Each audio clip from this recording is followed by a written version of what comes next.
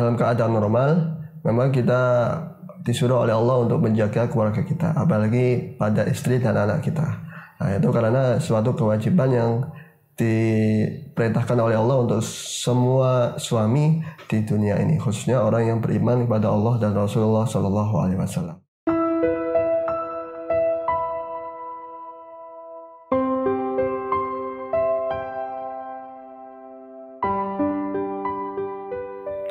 Assalamualaikum warahmatullahi wabarakatuh. Alhamdulillah wassalatu wassalamu ala rasulillah wa ala alihi wa sahbihi wa walah. Qalu subhanaka la ilma lana illa ma 'allamtana innaka antal alimul hakim. Rabbi shrah li sadri wa yassir li amri wahlul 'uqdatam min lisani yafqahu qawli bi rahmatika ya arhamar rahimin. Para pemirsa yang berbahagia dan dimuliakan oleh Allah Subhanahu wa taala. Alhamdulillah. Kira-kira apa yang akan kita lakukan pada hari ini? Ini Ustaz. Ya. Tadi itu saya dapat info yang sedikit menarik. Jadi ada berita kalau misalkan polisi berhasil menjerat perempuan yang sholat sambil joget TikTok dengan pasal penistaan agama. Jadi ceritanya itu dia lagi bikin TikTok ya. Tapi di TikToknya itu sholat lah, terus tetangganya itu mainkan lagu DJ, dianya pas lagi sholat kok ikut joget lah. Ini yang jadi bahasan orang kalau misalkan dia melakukan penistaan agama lah. Menurut Ustadz itu gimana ini? Sholat joget itu gimana? Jawabannya, polisi telah bertindak dengan benar dan cepat karena hal ini bertentangan dengan ajaran agama Islam. Jadi salah satu rukun Islam adalah sholat. Jadi kegiatan yang sakral yang tidak boleh dibuat main-main. Maka polisi telah bertindak benar dan cepat. Jika tidak dilakukan hal ini, maka akan terjadi fitnah yang lebih besar karena orang ini, mbak ini atau ibu ini itu telah men-share, membagikan video ini ke umum, ke publik. Nah, karena hal ini telah diatur oleh Undang-Undang ITE bahwa hal ini telah dilarang oleh pemerintah karena akan menimbulkan keresahan dan fitnah yang luar biasa di masyarakat. Nah, karena hal ini akan membuat fitnah kekacauan jika tidak dilakukan dengan segera, maka masyarakat akan melakukan hakim jalanan. Jadi kesimpulannya, hendaknya kita hati-hati ketika bermedsos karena jika kita melakukan itu akan menimbulkan dosa jariah. Setiap yang kita lakukan kemudian dilihat oleh orang, maka dosanya itu akan terus menerus kecuali dia taubat kepada Allah Subhanahu wa taala. Kesimpulannya, ini sudah benar dan cepat dilakukan oleh pihak polisi dan semoga kita terlindung dari hal-hal yang dilarang oleh Allah Subhanahu wa taala. Amin ya rabbal alamin. Lalu kemarin Ustaz, ada pengemudi dari Bogor ya, itu dia ketangkep gara-gara istrinya itu duduk di samping mobilnya gitu. Jadi dia bersama istrinya naik mobil berdua lah, istrinya itu duduk di depan toh. Seharusnya itu kan sekarang sudah nggak boleh kan, untuk menjaga ketidakirian atau gimana gitu kan. Lah kemarin dia itu nggak terima Ustaz kalau misalkan ketangkep razia. Katanya lebih baik saya itu melaksanakan perintah Allah, perintah Tuhan untuk menjaga istri saya daripada melaksanakan perintah pemerintah. Kalau menurut Ustadz Hadi gimana? Ya, jawaban untuk hal ini, di dalam keadaan normal memang kita disuruh oleh Allah untuk menjaga keluarga kita, apalagi pada istri dan anak kita. Nah, itu karena suatu kewajiban yang diperintahkan oleh Allah untuk semua suami di dunia ini, khususnya orang yang beriman kepada Allah dan Rasulullah Shallallahu Alaihi Wasallam. Tetapi di kondisi yang darurat ini, pemerintah sudah mengatur suatu aturan yang mana dalam aturan tersebut melarang kita ketika di dalam mobil hendaknya di samping sopir itu dikosongi. Jadi kalau ada penumpang hendaknya di belakang, diwajibkan di belakang. Supaya apa? Supaya melaksanakan satu gerakan social distancing atau physical distancing, jaga jarak agar kita terhindar dari virus itu. aslinya ini untuk angkutan umum. Berhubung aturan itu harus mencakup semua, maka angkutan pribadi harus dilaksanakan karena untuk memudahkan kita menghindari virus ini. Karena apa? Karena kita mematuhi perintah pemerintah kita itu jika sesuai dengan syariat, maka hal itu termasuk juga mematuhi perintah Allah Subhanahu wa taala. Jadi kita tidak perlu mempertentangkan aturan Allah dan Rasulullah, bahkan aturan Allah dan pemerintah jika sesuai dengan aturan Allah, maka hal itu termasuk mengikuti perintah Allah Subhanahu wa taala. Jadi kesimpulannya orang itu mungkin ada sedikit emosi, jadi tidak sesuai dengan fakta hukum, dan di depan atau di belakang bagi istri itu sama saja. Bahkan kalau di belakang itu seperti kondisi seorang bos, kan bos kan di belakang, nggak mungkin di depan. Kecuali bosnya nyopir sendiri, ya itu di depan. Tapi kebanyakan protokol masyarakat, protokol pejabat, biasanya bos-bos itu di belakang. Ini itu sesuai dengan aturan Allah Subhanahu wa taala. Barang siapa yang mentaati pemimpinnya selama dia tidak maksiat kepada Allah, maka itu termasuk mentaati Allah Subhanahu wa taala. Ya Ustaz, lalu ada beberapa pertanyaan yang masuk di DM di IG. Lah, ini dari Great Pit. Assalamualaikum Ustadz, sekarang kan sudah bulan Ramadan, puasa tahun lalu yang bolong masih belum sempat saya ganti. Lalu bagaimana Ustadz? Apa saya masih tetap harus ganti di Ramadan atau di tahun ini? Ya, terima kasih atas pertanyaannya Great Pit. Atas pertanyaannya, jawabannya adalah para siapa yang punya hutang puasa di tahun yang lalu, maka wajib membayar hutang puasa tersebut setelah Ramadan ini.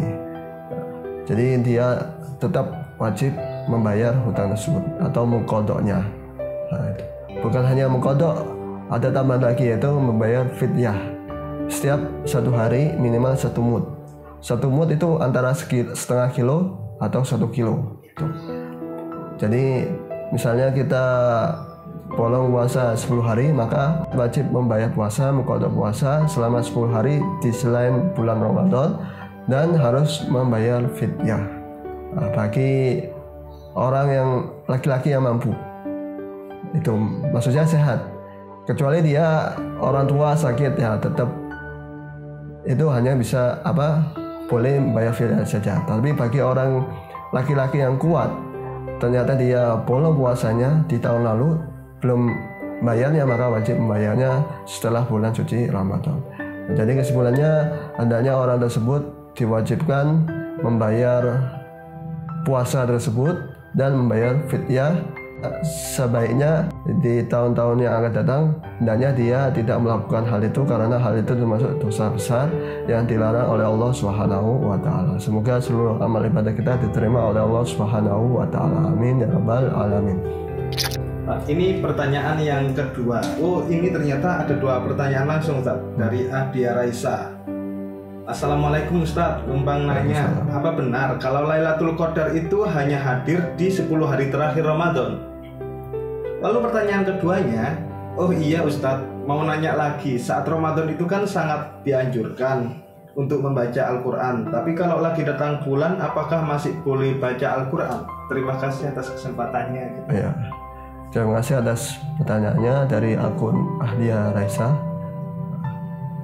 Jawabannya adalah malam Lailatul Qadar itu artinya Lailah itu malam Qadar kemuliaan. Apakah Lailatul Qadar hanya 10 hari terakhir?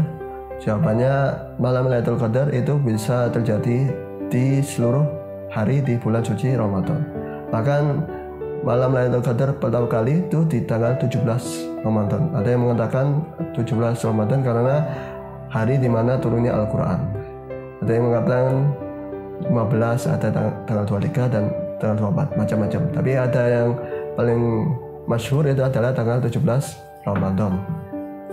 Jadi malam Lailatul Qadar itu bisa 30 hari di bulan suci Ramadan. Jadi selama kita berada di bulan suci Ramadan, itu kemungkinan ada malam Lailatul Qadar di sepanjang hari di bulan suci Ramadan. Tetapi ada hadis-hadis Rasulullah yang memperkuat, menjelaskan bahwa malam Lailatul Qadar kemungkinan besar terjadi di 10 hari terakhir. Itu ada hadis-hadis sahih mengatakan bahwa malam Lailatul Qadar itu, carilah malam Lailatul Qadar di 10 hari terakhir. Kalau bisa di malam ganjil-ganjilnya. Jadi ada satu riwayat dari Syekh Abdul Qadir Jailani menjelaskan bahwa bagi kekasih Allah, wali Allah, setiap malam dari bulan suci Ramadan itu adalah malam Lailatul Qadar, malam kemuliaan. Jadi kesimpulannya, setiap malam bulan suci Ramadan itu kemungkinan ada malam Lailatul Qadar. Tetapi kemungkinan besar di 10 hari terakhir di bulan suci Ramadan, karena Rasulullah memperbanyak ibadah lebih itu di 10 hari terakhir, lebih-lebih di malam ganjil. Kemudian pertanyaan kedua, apakah hukumnya orang yang baca Quran ketika masa haid? Bagaimana hukumnya? Jawabannya, bagi orang yang haid, khususnya wanita, itu dilarang untuk baca Quran, karena itu satu larangan bagi orang yang haid. Walaupun di awal suci Ramadan juga seperti hukumnya, tetapi boleh baca Quran itu dengan niat wirid, jadi wirid. Jadi biasanya setiap pagi baca Yasin, itu boleh baca Al-Quran Yasin itu jadi wirid, bukan niatnya baca Quran. Itu. Jadi bagi orang yang haid itu diharamkan baca Quran, kecuali baca Qurannya itu niatnya untuk wirid, bukan untuk baca Quran. Maksudnya wirid itu kegiatan yang rutin dilakukan setiap hari. Gitu. Jadi wirid dan jadi rutinan tiap hari untuk dibaca. Misalnya baca Yasin, baca Waqiah, baca Mulk, surat Ar-Rahman dan seterusnya. Ya, oke, ini pertanyaan terakhir Ustaz. Ya.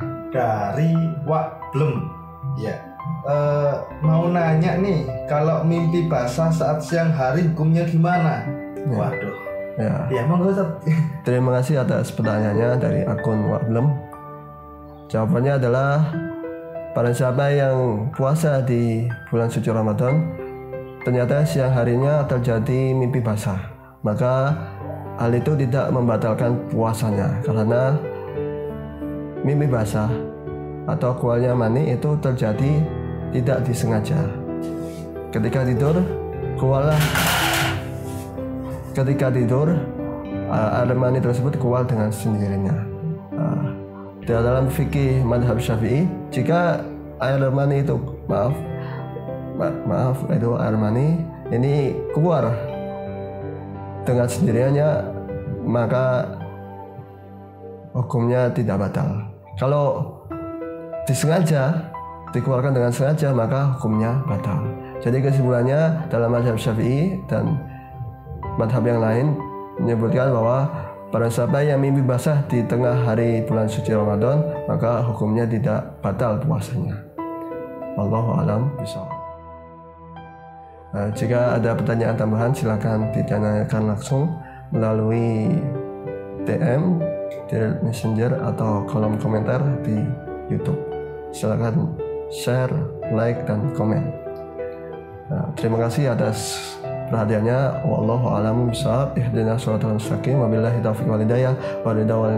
Wallahu muwaffiq ila thoriq. Wassalamualaikum warahmatullahi wabarakatuh.